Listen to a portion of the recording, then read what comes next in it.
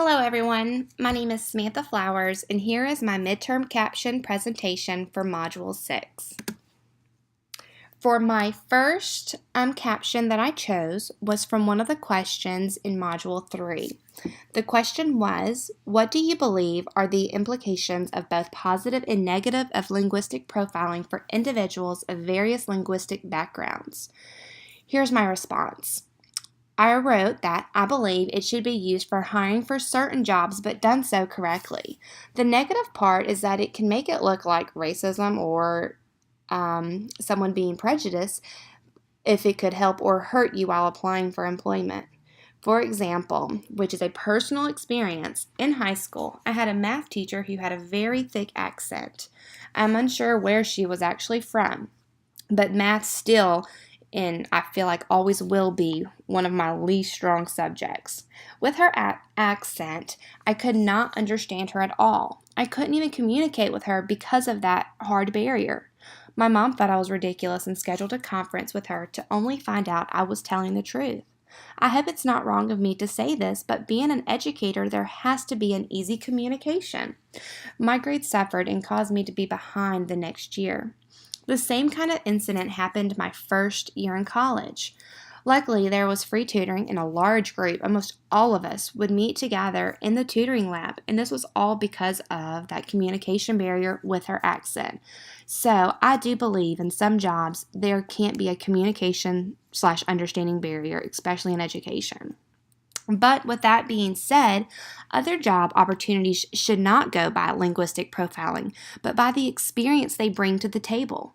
I believe everyone should have equal rights as long as they can fulfill the responsibilities and knowledge of the job efficiently.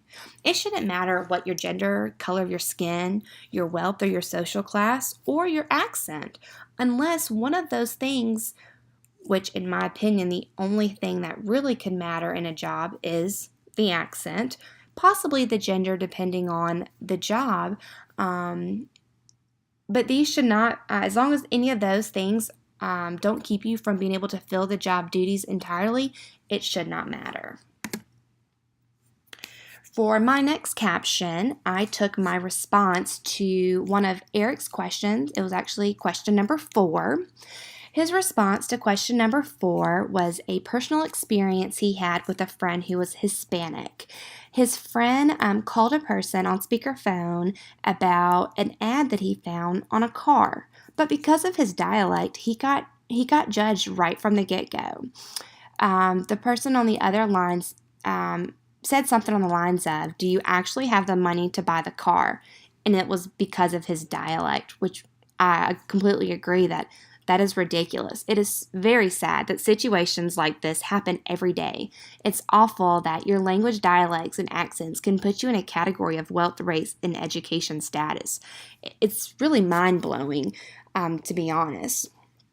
It's sad that your background can truly limit your opportunities of housing, transportation, jobs, education opportunities, and more, especially over a phone call.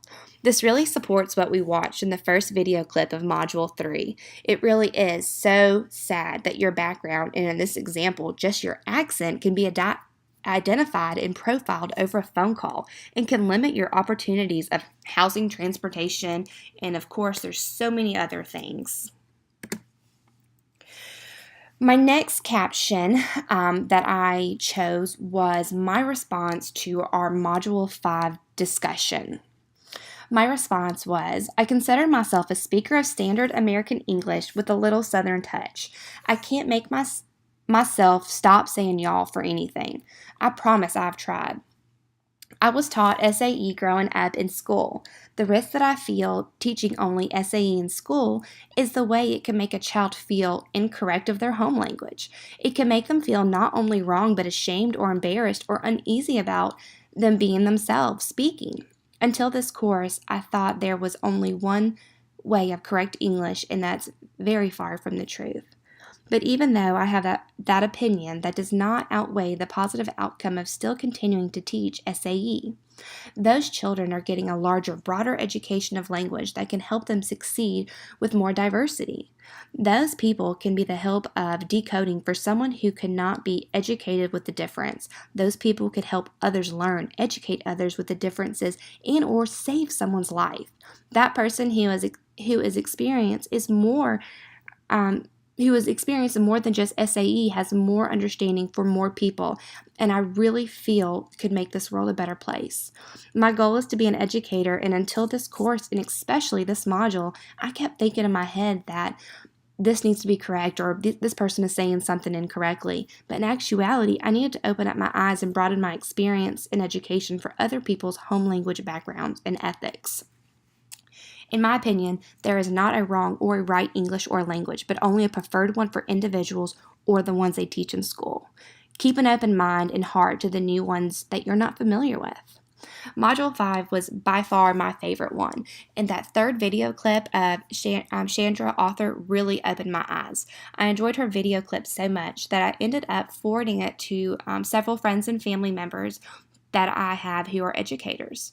Before this module, I really became more aware of how everyone comes from a different background, different accents, and that they all have their own slang words and their own language forms. These differences should not keep someone from opportunities from their livelihood or even cost them their life. My last caption that I chose, again, was from Module 5. It was a response to Eric's post. I was agreeing with him that only teaching SAE and not only AAVE would label students wrong, disabled, or having behavior issues. It's hard to admit this, but I personally, growing up, only knew of SAE being the only kind of English, or it was a wrong English. Maybe that's because of being raised in the South, but I'm glad I'm being exposed to it now. Decoding really needs to be taught along with different Englishes such as SAE and AAVE. I really personally hate to admit it, but it has taken me until this course at age 26 that some people who I have looked at but not judged I've considered them wrong or uneducated because of how they spoke. It's embarrassing, and I really wish I could have been introduced to an additional English like AAVE. In Chandra's video, it really inspired me to keep an open eye with different languages, stay aware of different backgrounds, and really start to be able to decode myself. The story of her on her front porch with all the guns pointed to her really makes me think about all the different news stories that I've read or I've watched. I feel like if we were all more educated, that ultimately this could save lives and make this place a better world. With that being said, what I've learned in the last several weeks in this course is really just a large eye-opener. It's really broadened my experience, and I feel that everything that I am learning in this course is really going to help me be able to not just decode, but be able to understand that importance of each child, each background, each dialect, where that child comes from, what's going on at home, and making sure that they're welcomed, that they are in a welcoming learning environment.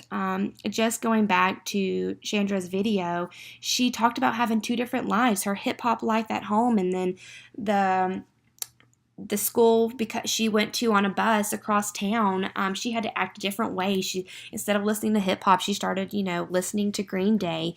And I feel like children shouldn't have to change themselves, even though those people who understand two different kinds of Englishes and, are from one background but a part of a new society, I don't want that to happen in my classroom. So I'm going to do my best to keep my eyes open and my heart open.